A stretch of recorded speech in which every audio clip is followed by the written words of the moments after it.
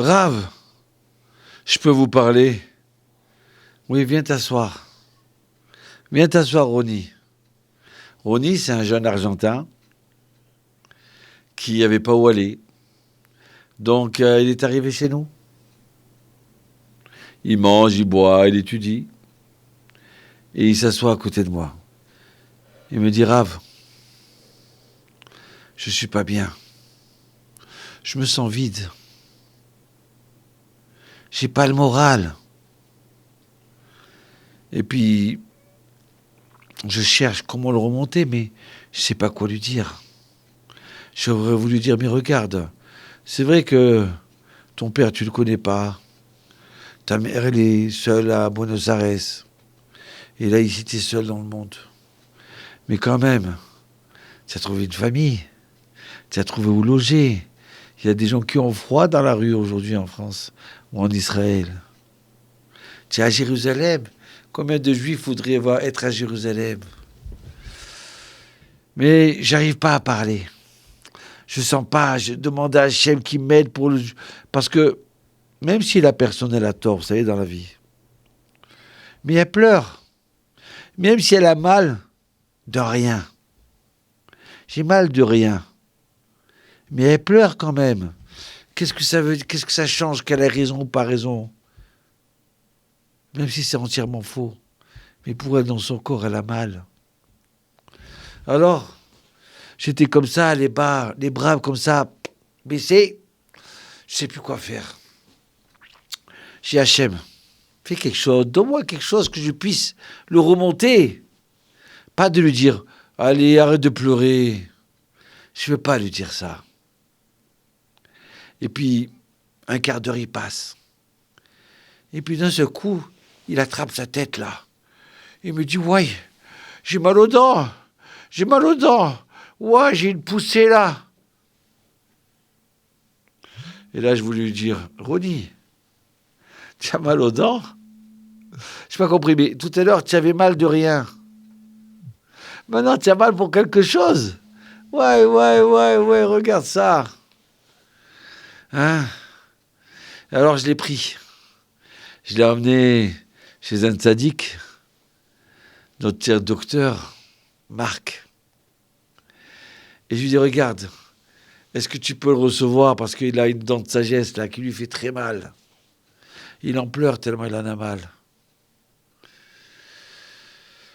Ronnie, ça y est, il a oublié son vide, son malheur qui n'est pas un malheur, sa douleur qui n'est pas une douleur. Il a mal aux dents. Alors je le laisse comme ça chez le dentiste. Il arrive 2 heures après. Alors oui, il a la gencive un peu gonflée comme ça. Ah, il me dit, écoute, j'ai pas le droit de manger, hein. Je peux que boire. Peut-être de la purée, peut-être. Pas trop chaud. Et il sourit. Je lui dis, alors, ça a mal? Il me dit, non, grâce à Dieu, j'ai pas mal, Rave. J'ai pas mal. Je dis, ah, comme j'aime ton sourire. Ah, comme ça fait plaisir. Et là, je me suis rappelé le Midrash qui dit, les bénis Israël, ils sont sortis d'Égypte en chantant. Failli Béchala Paro, ils sont sortis en chantant, ça y est, c'est la Géoula, c'est la délivrance. Et tout le monde chante, tout le monde marche, tout le monde court, ils sortent d'Égypte. Ça y est, on est arrivé. Et le Midrash, il dit qu'au bout de la 3e jour, il y a plus de chant. Tout le monde marche d'une façon monotone. Et Hachem dit, mais pourquoi vous n'êtes pas joyeux?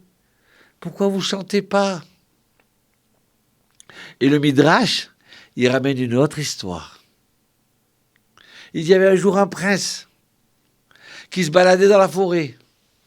Et il y a une jeune fille qui a été kidnappée par des brigands.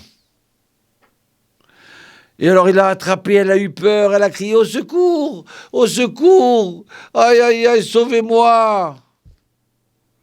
Et là le prince, il entend ça, avec ses soldats, il rentre dans la forêt, il attrape les brigands, il les frappe. Et les brigands, ils se sauvent, ils sont morts de coups. Et là, cette jeune fille, Elle saute au cou du prince. Ah, et merci, merci mon prince, tu m'as sauvé la vie, tout ce que tu veux. Et elle commence à chanter. Tu es le meilleur homme au monde, tu es le plus gentil, tu es le plus beau. Si tu veux, je suis prêt à me marier avec toi. Et là, le prince y voit, mais il voit une fée, la plus gentille des femmes, la plus heureuse des femmes. Mais c'est merveilleux ça. Ah bien, viens, on se marie. Et ils se marient, et c'est la joie du mariage, et c'est la joie de rentrer dans le palais. Et voilà qu'au bout de 3 mois, la princesse, elle est triste. Il lui rentre et lui dit, dis-moi, Martine, comment ça va? Allez, raconte-moi quelque chose, Martine. Martine, chante-moi quelque chose. Et Martine, elle n'a pas envie de chanter. Et là, Martine, elle n'a pas envie de parler. Elle est triste. Et là, le prince, il dit, mais je t'en supplie, dis-moi quelque chose. Qu'est-ce que tu veux? Je t'achète, ma femme. Elle dit rien. Elle est triste, Martine. Et là, le conseiller du roi, il lui dit, peut-être, mon cher prince, vous allez chercher quelques brigands. Et là, les brigands, ils arrivent, ils rentrent dans la pièce, et ils attrapent Martine pour la kidnapper et se sauver du royaume. Et ça y est, elle est perdue. Elle commence à crier, elle n'entend plus rien, personne n'entend. Ils l'ont sauvée, ils l'ont pris en dehors du royaume. Ils l'ont remis dans la forêt, et elle crie, je t'en supplie, mon prince, sauve-moi, sauve-moi. Et là, le prince, il vient avec ses soldats.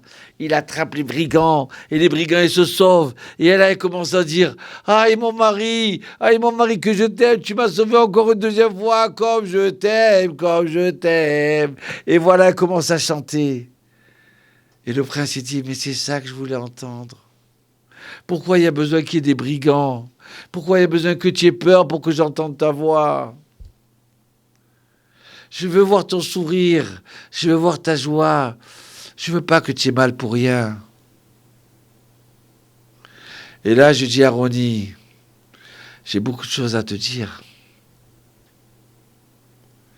Et je pense, pourquoi il a fallu que tu aies mal pour retrouver le sourire?